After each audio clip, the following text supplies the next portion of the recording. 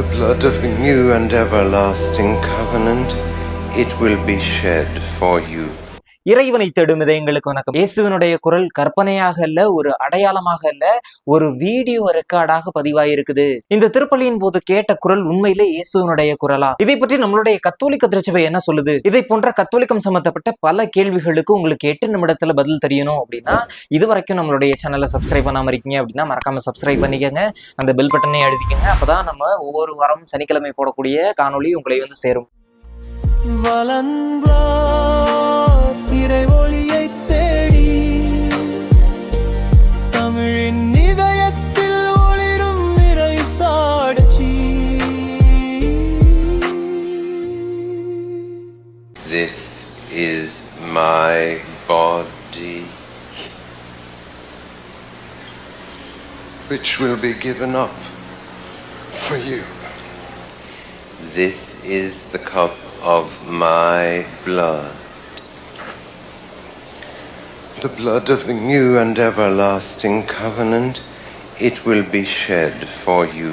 என்ன மக்களே, கேட்டீங்களா? இந்த குருவானவர் பேசிட்டு இருக்கும் பொழுது அவருடைய குரல்ல ஒரு மாற்றம் ஏற்படுறது உங்களுக்கு தெரியுதா? நீங்க பார்த்த இந்த காணொலி அப்படின்றது இன்னைக்கோ நேத்தோ எடுத்த காணொலி கிடையாது. 1999 ஆண்டு செப்டம்பர் 11ஆம் தேதி நடந்த ஒரு நிகழ்வா இருக்குது.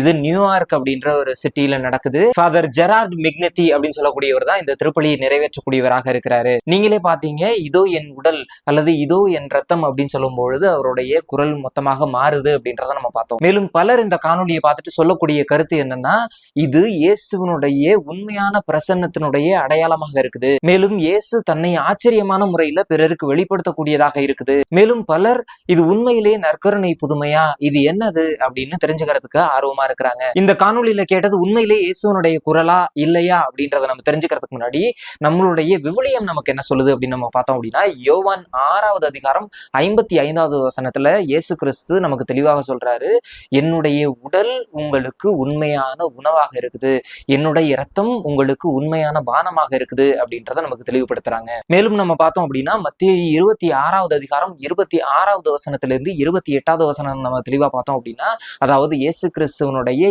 இறுதி ராவுணவுல இயேசு கிறிஸ்து அப்பத்தையும் ரசத்தையும் எடுத்து, இது என்னுடைய உடல், இது என்னுடைய ரத்தம் அப்படின்னு சொல்லிட்டு ஒரு புதிய உடன்படிக்கையாக நமக்கு இயேசு கிறிஸ்து கொடுக்குறாங்க அப்படின்றத நம்ம பார்க்கிறோம். அதனை தொடர்ந்து என் ஆடுகள் என் குரலுக்கு செவி சாய்க்கின்றன அப்படின்னு சொல்லிட்டு யோவான் 10வது அதிகாரம் 27வது வசனத்துல இயேசு கிறிஸ்து தெளிவாக சொல்றாரு. அப்போ இயேசு கிறிஸ்துவனுடைய ஆடுகளாக இருக்கக்கூடிய நாம இயேசுவனுடைய குரலை கேட்கறது அப்படின்னு சொல்லக்கூடியது ஒரு கடினமான காரியம் கிடையாது, அது ஒரு எளிமையான காரியம் தான் அப்படின்றதையும் நமக்கு தெளிவுபடுத்துறாங்க. அப்போ இயேசு ஒவ்வொரு நாளும் நம்மள்ட்ட பேசிக்கிட்டு இருக்கிறாரு. இயேசுவனுடைய குரல் மிகவும் சக்தி வாய்ந்ததாக இருக்குது. இயேசுவனுடைய வார்த்தை பலருடைய வாழ்க்கையை மாற்றக்கூடியதாக இருக்குது அப்படின்றதுல எந்த ஒரு சந்தேகமும் இல்லை. அப்ப நம்மளுடைய சந்தேகம் என்ன அப்படின்னா, இன்னைக்கு காலத்துல இயேசு நம்மளோட எப்படி பேசிக்கிட்டு இருக்கிறாரு? இந்த கேள்விக்கு நம்ம பதில் சொல்லணும் அப்படின்னா, நாளைக்கு நம்ம கொண்டாடக்கூடிய இந்த குருத்து ஞாயிறு இதனுடைய தொடர்ச்சியாக நம்ம பார்த்தோம் அப்படின்னா, இயேசு கிறிஸ்து எருசலேமை நோக்கி வரும் பொழுது மக்கள் அனைவரும் ஆர்ப்பரிப்போடு ஹோசானா அப்படின்ற பாட்டை பாடுறாங்க. சில நாட்களுக்கு பிறகாக யாரெல்லாம் கடவுளை புகழ்ந்து ஹோசானா அப்படின்னு பாடினாங்களோ அதே குரல் என்ன பண்ணுது, இயேசுவை நோக்கி இவரை சிலுவையில் அறையும் அப்படின்ற ஒரு கூக்குரலை எழுப்புறாங்க. இதற்கான முக்கியமான காரணம் என்ன அப்படின்னா, இயேசு கிறிஸ்துவை ஒரு சூப்பர் ஹீரோவா பார்த்தாங்க. அவர் வானத்தை பொளந்துகிட்டு நமக்கு ஒரு மீட்பை தரக்கூடியவராக இருப்பாரு அப்படின்னு நம்பினாங்க. அவர் பல அற்புதங்களையும் அடையாளங்களையும் செய்யக்கூடியவராக இருப்பாரு அப்படின்றத நம்பினாங்க. நம்மளும் பல இடங்கள்ல வெளிப்படையான அற்புதங்களையும் அதிசயங்களையும் தேடி ஓடக்கூடியவர்களாக இருக்கிறோம். இந்த இடத்துல மாதவனுடைய கண்ணில இருந்து தண்ணீர் வந்தது, ரத்தம் வந்துச்சு, இயேசுவனுடைய சிலுவையிலிருந்து ரத்தம் வந்துச்சு அப்படின்னு சொல்லிட்டு பல விதமான அற்புதங்களையும் அதிசயங்களையும் நம்ம தேடி ஓடக்கூடியவர்களாக இருக்கிறோம். அது உண்மை கிடையாது அப்படின்றத நான் சொல்ல வரல. ஆனா அதே மாதிரியான எக்ஸ்ட்ராடினரியான புதுமைகள் எங்க நடந்துச்சுனாலும் நம்ம அதை தேடி ஓடக்கூடியவர்களாக இருக்கிறோம். ஆனா ஒவ்வொரு நாளும் திருப்பலியின் பொழுது நம்மளுடைய மிகப்பெரிய புதுமை அப்படின்னு சொல்லக்கூடியது ஒரு சாதாரண அப்பமும் சாதாரண ரசமும் இயேசுவனுடைய உடலாகவும் இரத்தமாகவும் மாறுகிறது அப்படின்ற ஒவ்வொரு நாளும் நடக்கக்கூடிய புதுமையை நாம பார்க்கறதுக்கு மறந்துடுறோம். அதனுடைய தொடர்ச்சியாக நம்ம இன்னைக்கு காணொலியினுடைய தொடக்கத்துல இயேசுவனுடைய குரல் உண்மையாக கேட்டுச்சா அப்படின்னு நம்ம பார்த்தோம் அப்படின்னா இதை பத்தி நம்மளுடைய திருச்சபையில எந்த ஒரு விளக்கமும் அளிக்கப்படவில்லை. அப்ப இதை பற்றி அந்த லோக்கல் பிஷப் என்ன சொன்னாரு அப்படின்னு பார்த்தோம்னா இது வரைக்கும் எதையுமே சொல்லல. அட்லீஸ்ட் நியூயார்க்கினுடைய எல்லா பிஷப்ஸும் ஏதாவது சொல்லி இருக்கிறாங்களா அப்படின்னு பார்த்தா அவர்களும் இதை பற்றி எதுவுமே சொல்லல. இந்த காணொலியை நம்ம பார்க்கும் பொழுது நமக்கே தெளிவாக கேட்குது, எதற்காக இன்னும் நம்மளுடைய திருச்சபை இதை ஒரு அங்கீகரிக்கப்பட்ட ஒரு புதுமையாக கருதல அப்படின்னு நம்ம கேட்டோம் அப்படின்னா, ஏற்கனவே நான் சொல்லியிருக்கிறேன், நம்மளுடைய திருச்சபையில ஒரு புதுமை அப்படின்னு ஒண்ணு அங்கீகரிக்கணும் அப்படின்னு சொன்னா அதற்கு எந்த அளவிற்கு ஒரு அறிவியல் பூர்வமான ஒரு ஆய்வு நடத்தி அதற்கு பிறகாக உண்மையிலேயே இது புதுமைதான் அப்படின்னு அது தெரிஞ்சதுக்கு அப்புறம் தான் அது அங்கீகரிக்கப்படும் அப்படின்றதெல்லாம் நம்ம ஏற்கனவே பார்த்திருக்கிறோம். அப்ப இந்த நிகழ்வுமே எந்த ஒரு அறிவியல் பூர்வமாகவும் நிரூபிக்கப்படாத ஒரு காணொலியாக தான் இருந்திருக்குது அப்படின்றத நம்ம பார்க்கிறோம். அப்ப இதை பற்றி நம்மளுடைய திருச்சபை என்ன சொல்லுது, நம்மளுடைய திருச்சபையினுடைய படிப்பினைகள் என்ன சொல்லுது அப்படின்னு பார்த்தோம்னா, அதாவது நம்மளுடைய catechism of the Catholic church 67 நமக்கு தெளிவாக வெளிப்படுத்துறது என்ன அப்படின்னா, ஒரு தனிப்பட்ட நபருக்கோ அல்லது ஒரு தனிப்பட்ட ஒரு குழுவுக்கோ இந்த மாதிரியான கடவுளுடைய வெளிப்பாடு அப்படின்னு சொல்லக்கூடியது மொத்த கிறிஸ்தவர்களுக்கும் மொத்த நம்பிக்கையாளர்களுக்கும் இது ஒரு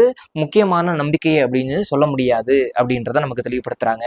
மேலும் இதை போன்ற நிகழ்வுகள்ல நம்மளுடைய அறிவாற்றலை முழுமையாக பயன்படுத்த வேண்டும் அப்படின்றதையும் நமக்கு தெளிவுபடுத்துறாங்க. இன்னும் குறிப்பாக திருச்சபையினால அங்கீகரிக்கப்பட்ட சில தனிப்பட்ட புதுமைகள் அதை கூட நம்ம எப்படி பார்க்கணும் அப்படின்னு நம்மளுடைய திருச்சபை நமக்கு சொல்லிக் கொடுக்குது அப்படின்னா, இது உண்மையிலேயே இயேசுவோட என்னை இணைக்க செய்யுதா இல்ல இயேசுவனுடைய நம்பிக்கையில என்னை உறுதி பெற செய்யுதா அப்படின்றத நம்ம மீண்டும் மீண்டுமாக உறுதி செய்யணும். அப்ப நம்மளுடைய நம்பிக்கை அப்படின்னு சொல்லக்கூடியது நம்மளுடைய திருச்சபையினுடைய முழு நம்பிக்கையாக இருக்கணும். அப்ப இந்த காணொளி அப்படின்னு சொல்லக்கூடியது நம்மளுடைய கத்தோலிக்க திருச்சபையினால அங்கீகரிக்கப்படாத ஒரு வைரலான வீடியோ மட்டும்தான். அதற்காக இந்த காணொளியில இருக்கக்கூடிய குரல் இயேசுவனுடைய குரல் கிடையாது அப்படின்னும் அல்லது இது பொய்யான காணொலின்னும் நம்மளுடைய திருச்சபை சொல்லல. இதை பற்றி நமக்கு தெரியாது அப்படின்றதான் நமக்கு சொல்றாங்க. அதனை தொடர்ந்து நம்மளுடைய கத்தோலிக்க திருச்சபையில இந்த நற்கருணை புதுமைகள்லாம் என்னது அப்படின்றத பத்தி நான் உங்களுக்கு ஏற்கனவே ஒரு காணொலியில பேசியிருப்பேன். அதை நீங்க பார்க்கல அப்படின்னா அந்த காணொலியை நீங்க பார்த்துட்டு வந்துருங்க. அப்போ நற்கருணை புதுமைகள் அப்படின்னு நம்மளுடைய திருச்சபை அங்கீகரிக்கப்பட்ட இந்த நற்கருணை புதுமைகள்லாம் ஒரு முக்கியமான ஒரு பேட்டர்னை ஃபாலோ பண்றதா நம்ம பார்க்கிறோம். என்ன பேட்டர்ன் ஃபாலோ பண்றது அப்படின்னா, இந்த நற்கருணை உண்மையாகவே ஒரு சதையாக மாறி இருக்கிறத பார்க்கிறோம். இந்த ரத்தம் உண்மையாகவே ஒரு ரத்தமாக மாறி இருக்கிறத பார்க்கிறோம். இதை பல அறிவியல் நிபுணர்கள் ஆராய்ச்சி செய்து இது உண்மையான மனித இதயத்தினுடைய சதையாக இருக்குது, உண்மையாக ஒரு மனிதனுடைய ரத்தமாக இருக்குது அப்படின்றதெல்லாம் ஆராய்ச்சி செய்து உண்மை அப்படின்னு கண்டறியக்கூடியதாக இருக்குது. அதனால வெளிப்படையாக நமக்கு கேட்கக்கூடிய இந்த குரல் அப்படின்றது இதுவரைக்கும் நம்மளுடைய திருச்சபை பதிவு செஞ்சிருக்குதா, அதை அங்கீகரிச்சிருக்கா அப்படின்னா கண்டிப்பா கிடையாது அப்படின்றத நம்ம தெரிஞ்சுக்கணும். அன்புக்குரியவர்களே, இன்னைக்கு காணொலியோட நிறைவுக்கு வந்துட்டோம். இந்த காணொலி நமக்கு சொல்லக்கூடிய முக்கியமான பாடம் என்ன அப்படின்னு நம்ம பார்த்தோம் அப்படின்னா, நம்மளுடைய நம்பிக்கை அப்படின்னு சொல்லக்கூடியது இயேசு கிறிஸ்துவை மையப்படுத்தினதாக இருக்குதா அப்படின்றத நம்ம கேட்கணும்.